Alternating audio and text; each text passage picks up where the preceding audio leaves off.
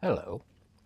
So I read the memoir of Arundhati Roy, which is called Mother Mary Comes to Me. Speaking words of wisdom, let it be, Well, no, anyway, that's the title of the book because a lot of it is about her mother, who is in fact named Mary, and was quite a woman, actually. She It starts out when they are her husband Arundhati's and her brother's father was working at a tea plantation somewhere and was an alcoholic, and Mother Mary, left him and moved to another part of the country there in India. And there, eventually, she starts homeschooling her two children and starts a school, which turns into a big institution that apparently still is going on today. Her mother died in 2022. And she had a very fraught relationship with her mother because her mother was basically kind of insane, really, and had really a lot of anger issues, always insulting people, throwing her, didn't like what she's eating, she'd throw the plate across the room. Really a bully, and kind of a horrible woman in a certain sense, but yet started this school and all this other stuff. And had did some other things that were good. Anyway, it was quite an interesting memoir. I don't know that much about India. I'm not, one of these hippies that got all into India back in the 60s or anything. I always thought, like, what? India, isn't that where all these people are starving in the street and so forth? But I learned a lot more about India by reading this, and especially the rise of the Hindu nationalists and how so much attacking of Muslim people, the several slaughters of hundreds of Muslim people that has gone on over the years. Um, really kind of a horrible situation with this fascist Hindu thing. With Modi represents, who is the prime minister now, and so Arundhati comes off as a kind of a fighter herself, and a person who is interested in liberation and people's rights. And um, she goes at one point she goes into the jungles, and there's one big part about this big dam that's being built. And when you build a big dam, usually it floods a big area with a reservoir, and that ends up flooding towns and causing thousands of people to move and so forth. So this was going on for years, and she got into the movement to stop the dam. Well, that didn't work out, and the dam ended up being built. But then there's another part where she goes. The fascist government gives rights to exploit the jungle where a lot of people live, and so there's like a Maoist People's Liberation Army that's going on in the jungle that is fighting this, like with arms and so forth. And so she goes off and joins them for a period into the jungle, and writes a book about that, a short book about her adventures with that. And I might read that one in the future. I haven't read her novels.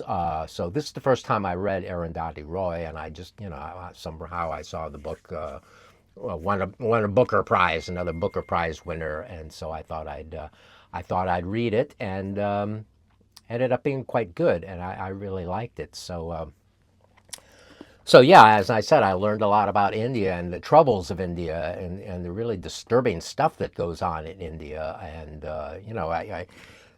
I never understood the India thing that people go for, like yoga and all that, and yoga's all right, but like Richard Alpert coming back from India and becoming Ram Dass and wearing all the robes and turning everybody away from like any sort of political activity or anything and into this sort of India thing. It always felt like more and more it just feels like some kind of a CIA maneuver or something to turn people into just kind of a dreamy religious types or something, and I just never really got the India thing, and I still don't from reading this. I mean, Arundhati is not a religious person. Oh, her origin, her and her mother and her father, they are Syrian Christians.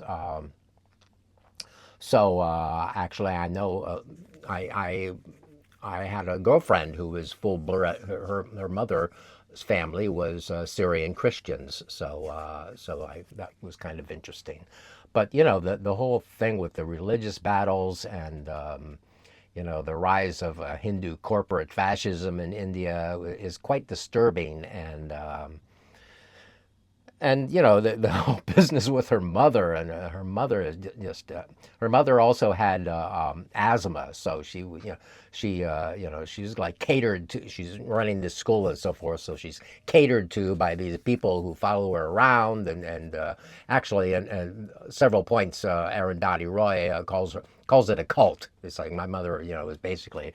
I was a cult in this cult with my mother, who was this cult leader basically, and it kind of applies as her mother is just doing.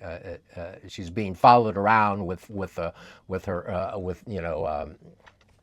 followers that carry her breath asthma breath things and all the other stuff. Her juju bees, as it says, and other things that cater to her mother, and ultimately she ends up really loving her mother and so forth. So it's all that kind of stuff, and her mother was troubling and crazy, yet Arundhati turned out to be this good person who's writing these books and so forth, and kind of a bohemian all through. Like she has two main relationships, one with one guy, and they kind of do a fake marriage just so they can continue to live together. I mean, they stage a marriage that is not really official, and then she marries another man who was a filmmaker, and she made some films with him. And actually, he cast her in a film. He saw her and kind of fell in love with her. He was already married with two children, and he wanted her to be the lead, a lead character in this movie he was making. But she said, "I'm not an actor," and he says, "Well, you don't have any lines." She was quite young when this occurred, so there's this movie that she's in when she's quite young, and then she wrote some scripts for things, and as well as these two novels, which I might. What was the first one called? The thing, the God of Small Things. Maybe I'll read The God of Small Things. She didn't make the second one sound all that appealing to me. I don't know. So yeah, that's Arundhati Roy's new. So once again, this is a new book, February 2026, from the New York Public Library.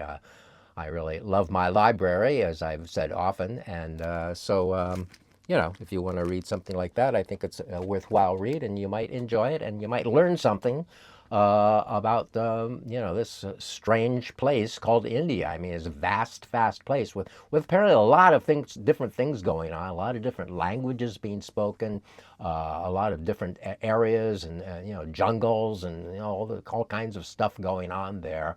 And I'm never going to go to India myself. I know a couple of people who went to India, but. Yeah, it's an interesting book, and you might enjoy it. So thank you for watching.